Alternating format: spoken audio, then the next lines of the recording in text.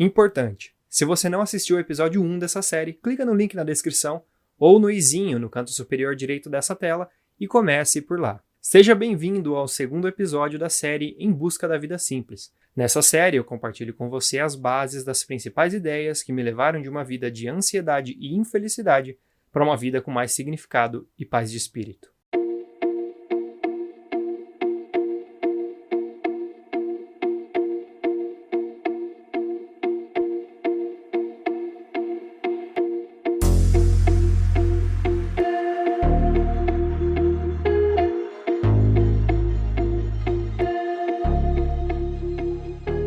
Como você viu no episódio passado, eu passava meus dias em função de coisas que não tinham nada a ver comigo. Assim, eu fui sumindo mais e mais.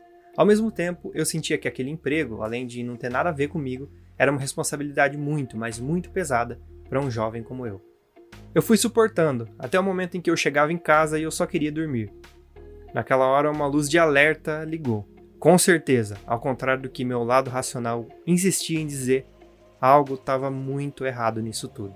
E o curioso é que eu não considerava nem de longe a possibilidade de mudar essa situação, porque eu sempre quis muito aquilo. Esse emprego era a minha maior conquista até então. O comércio exterior, essa área que eu estava trabalhando, era financeiramente promissora, ainda mais para um cara tão jovem que já tinha um cargo muito bom para sua idade. Então eu não via saída, eu estava simplesmente indo pela correnteza naquele momento. Como eu ainda morava com os meus pais, a minha mãe se sensibilizou pela minha condição. A gente saiu para caminhar, e ela disse para mim uma frase que foi simplesmente mágica. Por que você não sai de lá? Para qualquer pessoa isso pode parecer muito óbvio, mas para um jovem que sempre seguiu a palavra do mais experiente, essa simples frase acendeu uma possibilidade muito nova. Para mim, essa frase representou: por que você não segue o que está dentro do teu coração? Naquele momento eu tive um dos entendimentos mais profundos que eu já tinha tido, que segue comigo até hoje, que é entender que nós podemos sim aprender muito com os outros, com as experiências de outras pessoas, mas ninguém no mundo sabe tão bem o que você precisa quanto você mesmo. Ou seja, até aquele momento eu tinha seguido o caminho de outras pessoas, mas eu ainda não tinha me permitido seguir o meu caminho. E aí a gente volta para aquela frase do começo do episódio passado. Estude para ser alguém na vida. Por que eu não seguia o que estava dentro de mim, a minha essência? Porque eu achava que eu não era ninguém. E eu precisava muito ser alguém. Porque quem não tem pais ricos tem que correr atrás o quanto antes. Não dá para ficar parado perdendo tempo. No dia seguinte à caminhada com a minha mãe, eu pedi demissão. A sensação de liberdade instantânea que eu tive naquele momento foi única. Eu nunca vou esquecer daquele dia. E o curioso é que eu deixei o emprego bem no início de uma crise econômica. Naquele ano, a situação ficou complicada para minha família. A gente passou por um período bem difícil. Eu estava desempregado, sem nada no bolso. Mas eu falo isso porque, mesmo sem emprego, eu estava muito, mas muito melhor do que os momentos antes da demissão. Continuei me virando e correndo atrás, e em conjunto com isso, o mais importante. Eu comecei a fazer as coisas que eu queria. Eu comecei a buscar em mim o que eu gostava de fazer. Minha criança interior foi renascendo. Nisso eu descobri a pintura em aquarela e o design gráfico. Eu comecei a me dedicar a essas coisas mais por instinto do que de maneira intencional. Mas alguns meses depois, um velho amigo me falou de uma vaga lá naquela primeira empresa que eu trabalhei. Porque ele começou a ver minhas pinturas que eu postava lá no Facebook naquela época, e ele deduziu que eu podia ter algum interesse em comum no design gráfico. E ele acertou em cheio. Me candidatei para essa vaga, mas na verdade eu aceitaria qualquer uma naquela altura do campeonato. Eu estava ali mais para aprender do que qualquer outra coisa. No primeiro dia de trabalho, algo mágico aconteceu. Eu experimentei uma sensação única. Pela primeira vez, eu senti que o trabalho não era trabalho. Eu senti que eu estava no lugar certo. Parece que toda a minha trajetória de vida até então tinha me preparado para trabalhar com aquilo. Minha personalidade, as habilidades que eu construí desde a infância, por interesses livres, eu senti que aquilo ali era meu negócio. Ali eu senti o potencial de me conhecer, de deixar existir essa pessoa que sempre esteve dentro de mim. Eu senti que era o momento para eu me encontrar mais, para eu prestar mais atenção em quem eu realmente era, porque ali eu estava sendo realmente eu, genuíno. Eu queria mais disso. Naquele momento, a frase ser alguém na vida perdeu todo o significado, porque isso era a prova de que eu sempre fui alguém.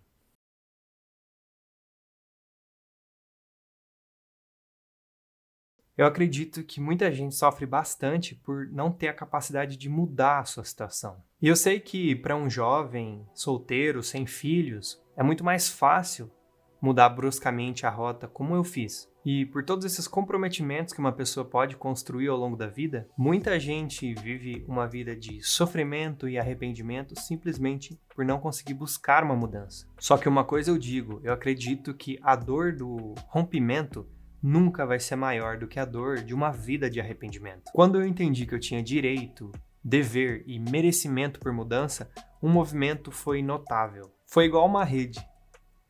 Por causa de uma ação que eu tomei, seguindo o direcionamento da minha alma, várias coisas começaram a mudar positivamente em consequência disso. Em cada área da minha vida, parece que os nós foram se resolvendo, se desenrolando. Tudo porque eu tinha tomado aquela primeira iniciativa. Então eu saí de um cotidiano em que o dia inteiro, de cabo a rabo, era danoso para minha alma, para um cotidiano em que eu apreciava cada minuto do dia.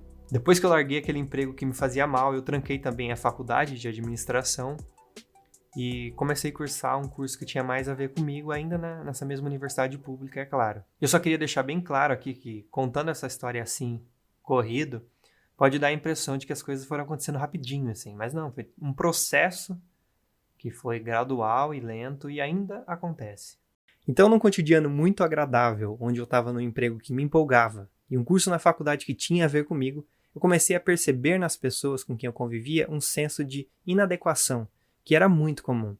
As pessoas sempre reclamavam do curso, da universidade, do seu trabalho, da pessoa com quem tinha um relacionamento amoroso. Pela primeira vez, eu via essas reclamações estando do outro lado. Agora eu apreciava o meu cotidiano. Eu tinha feito escolhas fortes e arriscadas, mas eu estava colhendo os frutos desses saltos de confiança. E perceber meus amigos, tão jovens quanto eu, direcionando a sua vida para um caminho de insatisfação, foi algo que também abriu a minha mente para como é importante se permitir o poder de mudar. Se você odeia esse curso, mude. Se seu namorado é insuportável, termine. Se seu emprego é um saco, comece a procurar outro. Eu percebi que muitas vezes o local de reclamação era confortável. Essa postura os mantinha se sentindo bem, transferindo a culpa das suas infelicidades para o outro.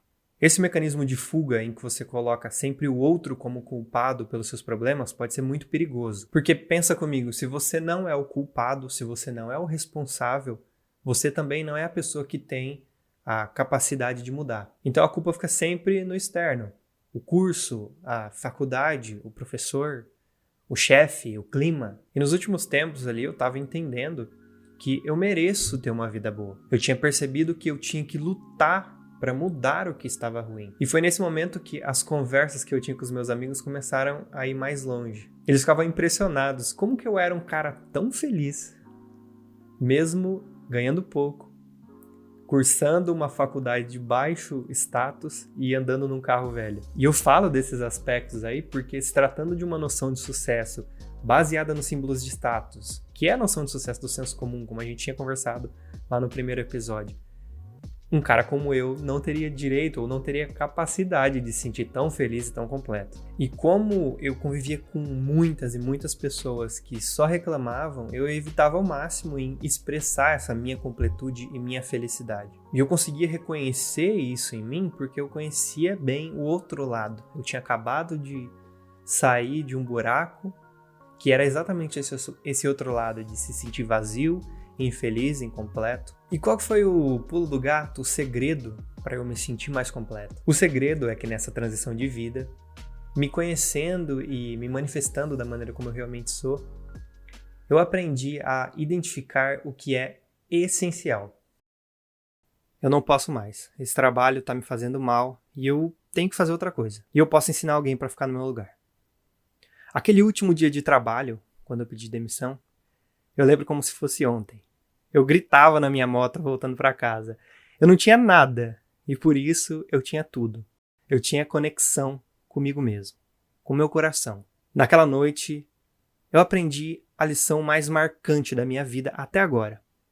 O valor de deitar a cabeça no travesseiro de consciência limpa. Consciência limpa com as pessoas em volta, comigo mesmo, consciência limpa com a vida. Ser verdadeiro comigo, isso vale muito para mim. Poder olhar para esse valor essencial me libertou de muitas enrascadas nos anos subsequentes e foi um guia, uma certeza para eu tomar decisões importantes. Já dizia Black Alien, se custar a minha paz, já custou caro demais. Para mim foi essencial entender claramente o que me faz bem e o que me faz mal. Isso é parte de descobrir o que é essencial para si, de se conhecer. Entender isso me levou para caminhos muito mais verdadeiros. Me ajudou a plantar sementes das quais eu colho benefício hoje. Ser verdadeiro comigo me rendeu uma vida com muito mais completude, com muito mais significado.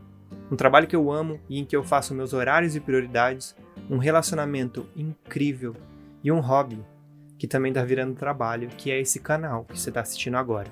Mas como tudo isso aconteceu? Como eu descobri meus valores essenciais? Quais são eles? E como eles me trouxeram até aqui agora?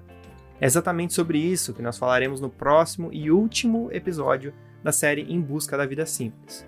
Se você está gostando dessa série, não se esqueça de inscrever o seu e-mail para saber quando o último episódio vai sair. É só entrar em juniorcuiava.com.br e se cadastrar. Muito obrigado por você estar aqui até agora. Até o próximo episódio.